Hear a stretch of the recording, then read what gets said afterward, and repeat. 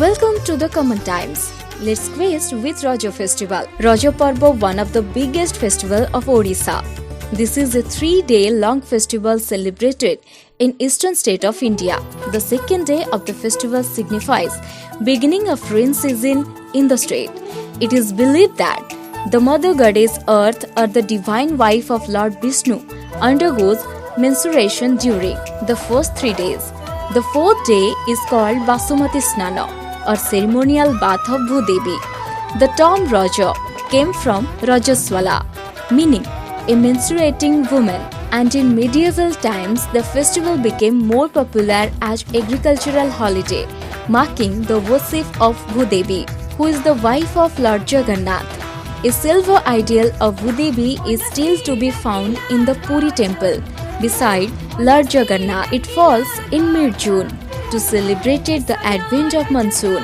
The joyous festival is arranged for 3 days by the villagers. Though celebrated all over the state, it is more enthusiastically observed in the coastal, central and north districts of Odisha. The first day is called Pahili Raja, first Raja. Second is Raja Sankranti, proper Raja.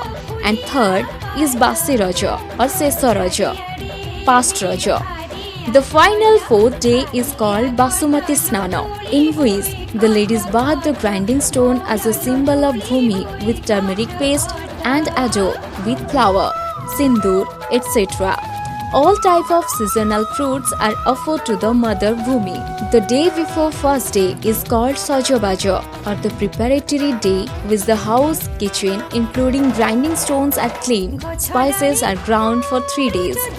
During these 3 days, women and girls take rest from work and wear new sari, alata and ornaments. Raja is celebrated for 3 consecutive days. Just as the earth prepares itself to quench its thirst by the incoming rain, the unmarried girls of the family are groomed for impending matrimony through this festival. According to popular belief, as women menstruate, which is a sign of fertility, so also Mother Earth menstruates. So all 3 days of the festival are considered to be the menstruating period of Mother Earth. During the festival, all agricultural operations remain suspended. As in Hindu homes, menstruating women remain scheduled because of impurity and don't even touch anything and are given full rest. So also the Mother Earth is given full rest for 3 days, for which all agricultural operations are stopped. Significantly, it is a festival of the unmarried girls, the potential mothers. They all observe the restriction prescribed for a menstruating woman. The very first day, they rise before dawn, do their hair, anoint their bodies with turmeric paste and oil, and then take the purificatory bath in a river or tank. Peculiarly, bathing for the rest 2 days is prohibited. They don't walk barefoot, don't scourge the earth, don't grind, don't tear anything apart, do not cut and don't cook.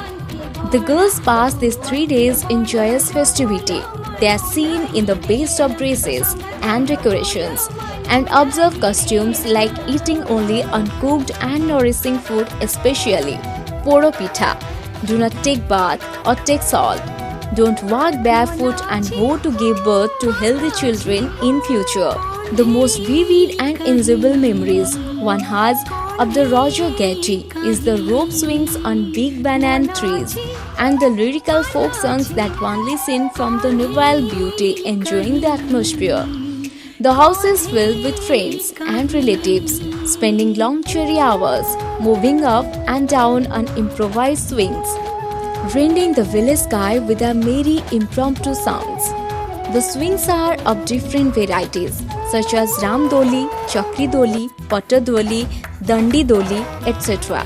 Songs especially meant for the festival speak of love, affection, respect, social behavior and everything of social order that comes to the minds of the singers. Though anonymous and composed extempore, much of these songs, through sheer beauty of diction and sentiment, has earned permanence and has gone to make the very though anonymous and composed extempore. Much of these songs, through sheer beauty of diction and sentiment, has earned permanence and has gone to make the very substratum of Odisha's folk poetry, while girls thus scatter beauty, grace, and music all around.